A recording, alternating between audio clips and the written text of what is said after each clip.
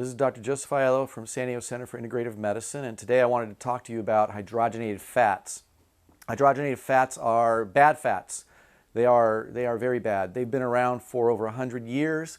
They are called hydrogenated fats because what happens is they take oils and they actually blow oxygen through the oils, and this creates hydroxyl radicals on the fats, which changes the fats. And the reason why it was done was 100 years ago the Germans figured out that they could store fats more easily by hydrogenating them because the fats would become solid at room temperature. And this was okay back then because they had problems with storage of the oils without refrigeration, and the oils would become rancid after a short time. So what they did was they hydrogenated fats, placed them in the foods, and then noticed that the foods would last longer on the shelves. But then we started to figure out halfway through the century that these foods are not healthy. They actually stay on the shelves for decades, possibly, because the hydrogenated fats don't break down. And this is what you don't want in your floating around in your blood. Do you want something that is solid at room temperature in your blood? You don't. What you want is basically something like fish oils, which are the good fats, because fish can be at 32 degrees in the ocean and still have blood flowing through their veins and arteries without it stopping. So that's because the fish oils are actually a kind of antifreeze, keeps the blood thinned. So I'm going to show you a picture of what hydrogenated fats are. On the left, or my right, I'm sorry, is a hydrogenated fat. You will notice that it's straight. On the right is a normal fat that has a bend in it. The bend is important because that bend allows all these fats to then lay against each other when they're in a cell membrane, and it looks like this.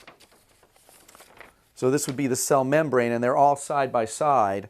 Now, when they're curved and they all lie right next to each other, then it's a good tight fit. But when you slip in a hydrogenated fat that's straight, you create a gap in the cell membrane, and then that gap it changes the cell membrane so that the cell membrane is not as consistent. Therefore, it will allow products in or out that probably shouldn't be in or out.